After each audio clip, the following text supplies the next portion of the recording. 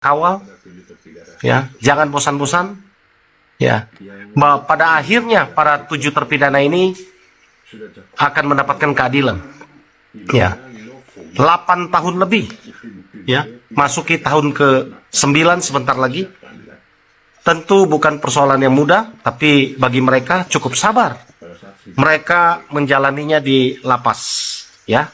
Harapan kami sekali lagi bahwa keadilan itu akan segera datang dan tetap semangat. Salam keadilan.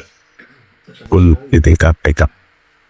Tapi ada hal yang luar biasa yang kami saat prihatin adalah ketika PK yang menghadirkan PK terhadap 7 terpidana kasus pidana Cirebon yang menurut kami selaku tim kuasa hukum sudah cukup lengkap, di mana novum itu banyak bukti-bukti baru yang tidak pernah terungkap atau dihadirkan secara pengadilan. Tidak pernah. Itu situ kami kupas pada saat sidang pemeriksaan Cirebon. Misalnya itu satu ya, masalah barang bukti. Barang bukti yang dipergunakan untuk melakukan pembunuhan. Sama sekali tidak terungkap barang bukti itu apa. Bahkan ada dikatakan memakai batu. Nah, batunya pun itu baru dicari ketika Sudirman sudah ditetapkan sebagai tersangka, kemudian Sudirman dibawa ke satu tempat untuk mengambil batu. Pada saat rekonstruksi, bukan Pada saat pasti pemeriksaan. Yang kedua, bambu yang dipakai katanya untuk dan sebagainya. Nah, bambu itu pada saat Sudirman diperiksa sebagai tersangka baru dipotong bambu.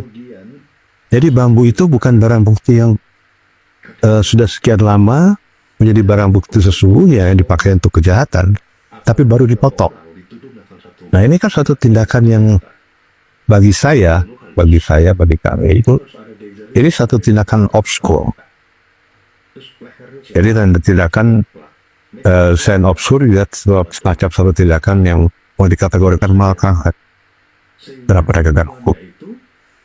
Kemudian saksi yang menerangkan bahwa peristiwa itu kecelakaan tunggal dengan motor.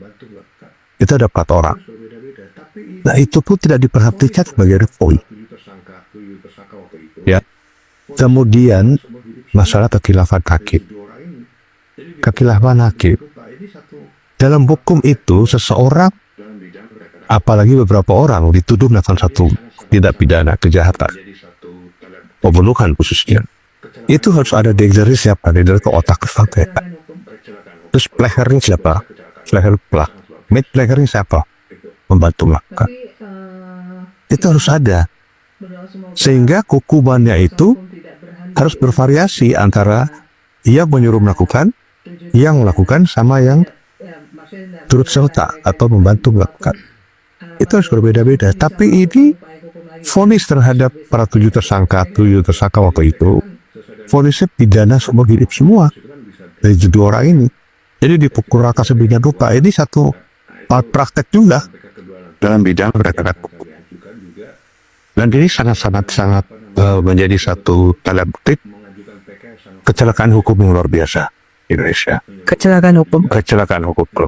Buat saya kecelakaan hukum yang sangat luar biasa. Itu. Tapi kita berdoa semoga tim kuasa hukum tidak berhenti untuk berjuang bersama para 7 terpidana. Maksudnya tidak meninggalkan mereka gitu kan, walaupun harapan sudah pupus, mungkin bisa melakukan upaya hukum lagi kan, bisa PK di atas PK. Ya, jadi PK kan sesuai dengan putusan Mahkamah Konstitusi itu kan bisa dilakukan berkali-kali. Ya, kita masih ada PK kedua. Nah, itu dalam PK kedua nanti yang akan kami ajukan juga, itu kami akan betul-betul mengajukan PK yang sangat komprehensif, menyeluruh, dan juga dengan bukti-bukti yang betul-betul kuat itu. Tapi ada dugaan begini Pak, terkait dengan proses hukum yang kita bilang banyak sekali kecelakaan, lubang-lubang yang terjadi di kasus Vina, itu menimbulkan banyak pertanyaan. Apakah kalau seandainya PK diterima, runtuhlah marwah pengadilan, marwah kepolisian, marwah kejaksaan, karena kan itu sudah satu rangkaian yang sedemikian rupa, bahkan sampai banding dan kasasi, dan justru sampai PK. Kalau saya PK diterima, itu ada loh yang berpendapat seperti itu. Menurut Bapak? Ya itu resiko dari suatu tindakan unprofesional.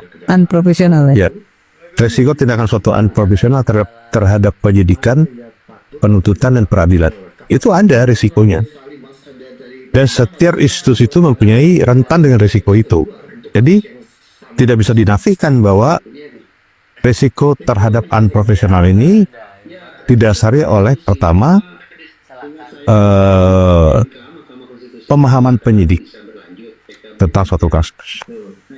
Yang kedua, pemahaman penyidik tentang barang bukti, tentang saksi, arti, tentang visum, otopsi, dan sebagainya. Kemudian juga jasa penuntut umum, dia harus teliti. Kan setiap perkara yang dinaikkan ke kejaksaan awal itu, kan harus diteliti dulu oleh jaksa.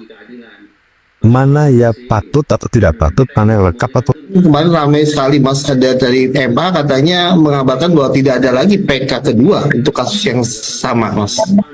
Ya, itu dia tuh. Itu gimana penjelasan, Mas? Ya, kita pernah diskusi bahwa ingat saya MK Mahkamah Konstitusi pernah mengatakan kan bisa berlanjut PK berikutnya. Nah, itu hak setiap orang untuk memperjuangkan statusnya ketika dia meyakini bahwa ada proses penegakan hukum yang tidak sesuai dengan kenyataannya. Kurang lebih seperti itu. Tapi dari sisi ada perdebatan yang mengatakan kalau begitu logikanya kita tidak akan pernah mencapai titik kepastian hukum. Kalau tidak ada kepastian hukum, bagaimana pula kita akan bicara tentang kemanfaatan, apalagi keadilan. Masuk akal juga sih. Gitu. Karena kita ingin semuanya kan tuntas, ada kepastian hukum. Tetapi tidak bisa juga kita pungkiri dalam situasi penegakan hukum yang dipandang sekian banyak pihak dalam situasi morat-marit seperti sekarang ini, diksi kepastian hukum pun memunculkan ketidakpastian gitu akhirnya. Kalau PK dikunci tidak boleh lagi ada, ya praktis game over, kecuali gerasi itu tadi. Assalamualaikum warahmatullahi wabarakatuh untuk teman-teman semua.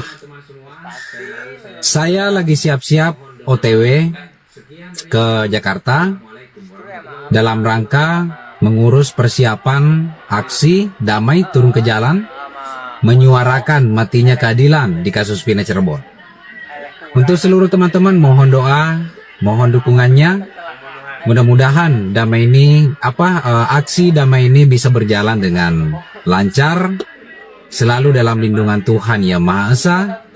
Dan sekarang ini lagi saya siap untuk berdiskusi dan bertemu para praktisi hukum untuk merancang persiapan untuk membuat surat pemberitahuan ke instansi-instansi terkait. Mungkin begitu teman-teman semua. Sekali lagi saya ucapkan mohon doa dan dukungannya. Sekian dari Yang Fakir. Assalamualaikum warahmatullahi wabarakatuh. Allahu Akbar.